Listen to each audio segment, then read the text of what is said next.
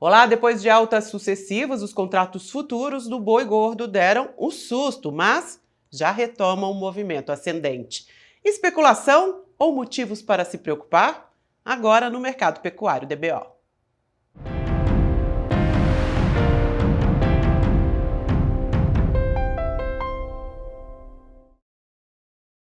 Os contratos futuros voltam a ter movimento ascendente depois de darem um susto. O contrato para janeiro, por exemplo, que chegou próximo aos R$ 350, recuou mais de R$ 50, mas agora já volta a subir, mesmo que um pouco mais lentamente.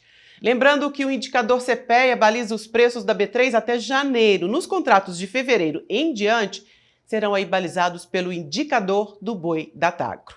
Com o fim do ano fiscal, muitos pecuaristas estão nesse momento fora das vendas. Então, como que a gente pode trilhar entre o que é realidade e especulação nesse mercado futuro? O bezerro, por exemplo, acumula uma alta por 4 meses consecutivos. Ele chegou a recuar também, mas o percentual ficou abaixo do 0, alguma coisa. Por que esse movimento brusco no mercado futuro? Vamos conversar com Iberville Neto, HN Agro e também colunista da DBO. Iberville, muito obrigada pela presença aqui no Mercado Pecuário DBO. Eu queria que primeiro que você comentasse sobre esse movimento de queda brusca que a gente teve nos últimos dias, mas que volta à normalidade a partir de agora, né? Depois daquele susto que a gente viu na B3, os contratos voltaram a ganhar fôlego de novo, pensando no contrato futuro. Olá, Juliana, olá a todos.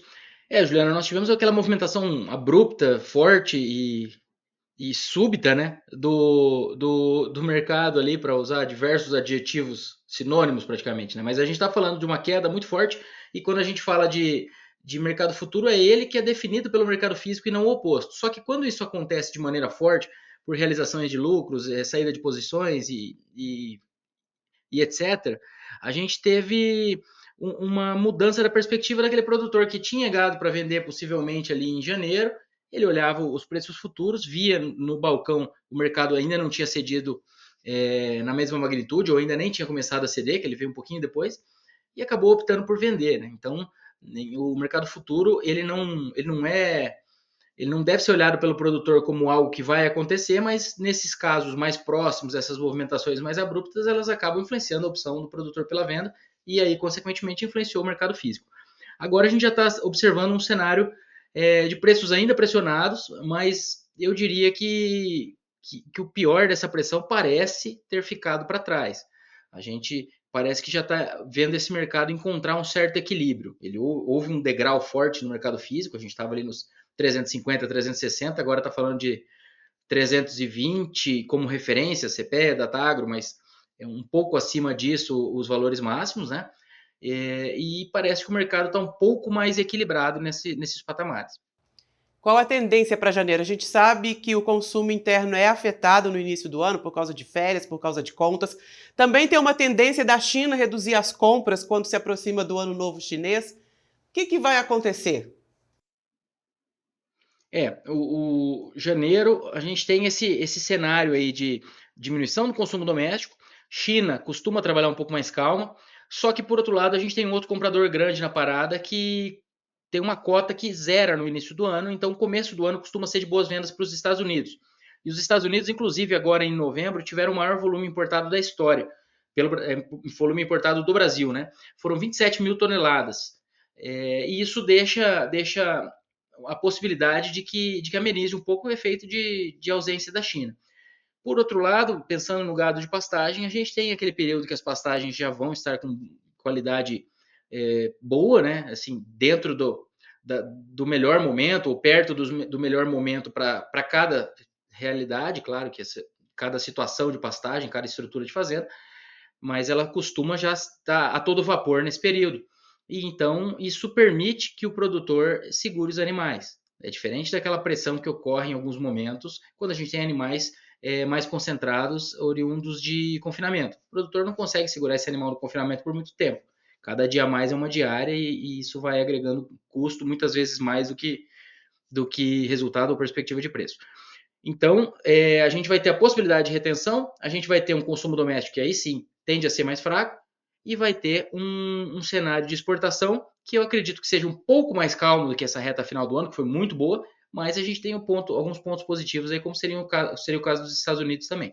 Aí de olho no câmbio, como é que o câmbio vai evoluir, porque o câmbio tem trabalhado acima de R$ 6, e isso para exportação é muito interessante. E um outro fator que ainda não entrou na jogada, que na nossa expectativa está para começar, é essa retenção de fêmeas. Justamente esses preços do bezerro que você bem ponderou agora há pouco, eles vão elevando a rentabilidade da cria, e essa rentabilidade da cria melhorando faz com que menos fêmeas sejam enviadas para o gancho. Menos fêmeas indo para o gancho gera menos oferta de carne, e isso ajuda a sustentar o mercado.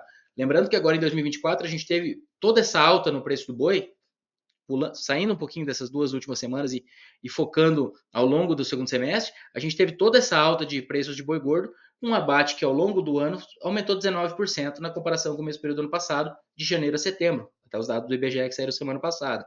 Julho, nós tivemos o maior abate da história no Brasil, e o mercado do boi gordo começou a andar, né, mais ou menos por ali.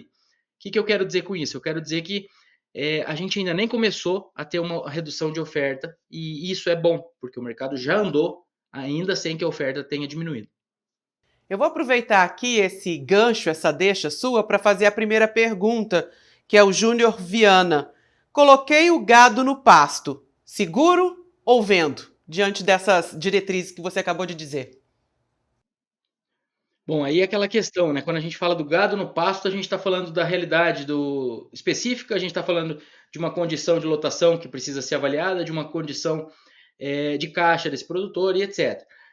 Tentando desenhar o mercado, desenhar entre muitas aspas, que bola de cristal a gente não tem, né? Mas o que nós esperamos para o mercado? A gente espera que essa segunda quinzena aqui seja de mercado um pouco mais de lado. A tendência é que na segunda quinzena também haja uma diminuição do volume de negócios por parte do pecuarista. Então, apesar de as escalas terem andado, elas podem dar uma diminuída ao longo dessa segunda quinzena, tá? Porque o volume de negociações vai ser muito pequeno e alguma coisa de abate acaba acontecendo, embora tenha muitas férias coletivas também. E aí, no início do ano, tem possibilidade de retenção, exportações talvez um pouco mais calmas, mas não muito fracas, e uma possível falta de fêmeas na jogada, o início de falta de fêmeas de maneira mais importante, porque as fêmeas elas vão para o gancho mais no início do ano, no primeiro semestre. Então é naquele momento que elas vão fazer falta. Elas não vão fazer falta na segunda metade do ano, que é quando elas já representam um pouco dos abates, tá? Então, resumindo, eu acredito que haja espaço para janeiro ser de preços firmes. Eu acho que talvez não seja em janeiro que o mercado ganhe muita atração, mas eu acho que é de um mercado dos patamares que a gente terminar de estabilizar a cotação agora para um pouquinho melhores em janeiro. Então, pensando em preço, eu acredito que janeiro deva ser de preços firmes e próximos ou um pouco melhores do que os atuais. E aí, paralelamente, eu não conheço o sistema do nosso espectador, mas o gado engordado, terminado em pastagem, tem um custo muito distante do preço, via de regra, então, em linhas gerais, tende a ser interessante colocar mais arrobas se a gente está assumindo que o preço vai ficar estável ou evoluir um pouquinho. Tá? E aqui com toda a cautela de quando a gente fala de mercado, toda a cautela que tem que existir. Né? Aqui a nossa visão nesse momento seria essa linha aí para o mercado. É olhar o dia a dia, né, o movimento dos preços e também conhecer suas margens para saber qual que é a hora de liquidar isso. Voltando ao assunto sobre pensando no futuro, sobre essa queda brusca, eu queria que a gente comentasse sobre o seu artigo esse mês lá no portal DBO, que justamente fala, depois da poeira, a oferta de gado ainda nem diminuiu. A oferta de gado não diminuiu, como o Iberville falou sobre esses abates, e isso é muito bom. Estar fora do mercado ou deixar a poeira baixar acaba sendo uma estratégia que geralmente, não é regra, se o mercado tivesse degringolado a cair, era melhor ter vendido naquela época. Mas a cair mais, que eu digo, cair como foi em agosto do ano passado, por exemplo. Mas o que eu quero dizer? Eu quero dizer que nesses momentos costuma ser interessante o produtor pôr a bola no chão, como se diz no futebol, e dar uma avaliada na situação. Tá? E aí foi justamente com esse intuito que a gente fez aquele artigo, que era tentar sair daquele ruído do curto prazo, que ainda está no mercado, mas bem menos, e pensar um pouco adiante. Para o ano que vem, mudou alguma coisa? Na nossa visão, não mudou nada. A nossa visão para o ano que vem, a gente deve ter um início de retenção de fêmeas, uma diminuição do volume de abates, uma exportação que deve ir muito bem. Lembrando que a gente já teve recorde na exportação esse ano, considerando os dados até outubro. Até outubro nós já superamos todo o 2023, que tinha sido o melhor volume da história. Agora em novembro, só ampliando essa vantagem e assim por diante. O USDA já fala que para o ano que vem a gente deve ter um aumento nas exportações. Então o USDA projeta mais um recorde para a exportação brasileira no próximo ano. Associado a uma diminuição de oferta, a gente vai estar produzindo menos carne e mandando mais carne para fora. Ou seja, a tendência é que fique menos carne no mercado doméstico. Menos carne no mercado doméstico, ela consegue ser escoada a preços um pouco maiores. Então a gente deve ter uma queda no consumo de carne no ano que vem por menos disponibilidade e mais preço. Então esse equilíbrio aí, na nossa visão, vai seguir nessa linha. E aí essas fêmeas fazendo falta, principalmente em março e maio, que são os meses nos quais elas mais representam, né? Elas têm os picos de abates de fêmeas em números absolutos, né, nas curvas históricas. Isso tende a fazer falta e a gente pode ter até um final de safra mais firme do que normalmente ocorre. Então, normalmente a gente tem em abril, maio, o mercado cedendo pela chegada da seca e saída forçada dos animais. Nos anos de retenção de fêmeas, nos anos de alta, quando a gente faz uma curva de preços, aquela barrigada do final de safra ela costuma ser mais sutil. E isso é um ponto que pode ser interessante aí até do ponto de vista de planejamento para o produtor. Até pensando, inclusive, em compra de reposição, né? A compra da reposição, pensando que o boi magro tem uma correlação alta com o boi gordo, ela pode não gerar grandes oportunidades ali no final da próxima safra, como normalmente ocorre aquele boi magro ali sentindo um pouco o mercado do boi gordo. Tá? É o período de melhor demanda para entrar no confinamento, mas por outro lado, é um período no qual o boi gordo normalmente está apanhando um pouco e o boi magro sente também. O Rodolfo quer saber, preço da arroba vai cair no curto prazo? Pode cair mais? Tá parecendo que o mercado tá encontrando um certo equilíbrio, mas a gente ainda está com programações de abate um pouco alongadas. Ainda tá não, né? Elas se alongaram, elas não estão em um movimento de encurtamento ainda.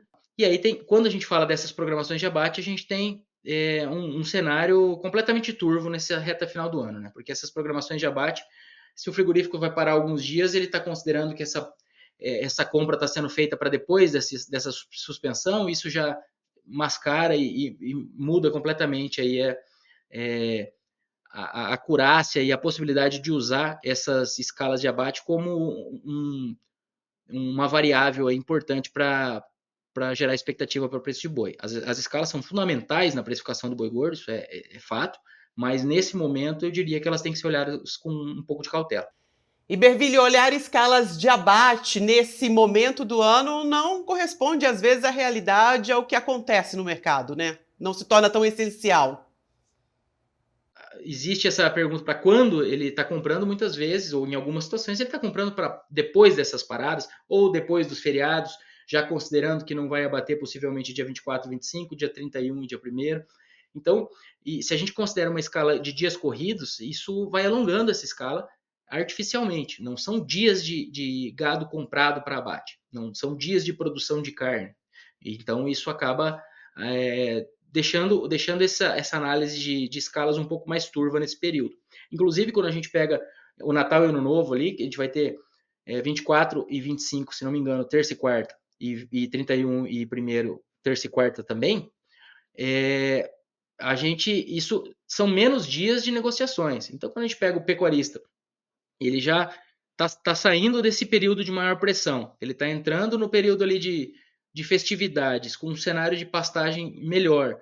O susto maior parece que vai ficando para trás. Eu digo parece porque a gente não tem certeza, mas eu acredito bastante que tenha ficado para trás aqui, que a gente já esteja buscando essa estabilidade para alguma coisa mais firme adiante. Então eu acho que realmente a venda de gado nesse intervalo entre Natal e Ano Novo vai ser muito curta. Isso vai amenizar um pouco o efeito de ausência de abates em parte das plantas. Então, por um lado, os frigoríficos vão estar abatendo menos, por outro lado, eles vão estar comprando consistentemente menos também. Pergunta do Rodrigo Borges: negociações do BGI na segunda quinzena de dezembro esfriam? Preços devem seguir para baixo? Bom, BGI é o código do boi na bolsa, né? É lá que os especuladores trabalham, o produtor pode fazer hedge, o frigorífico faz as suas posições também.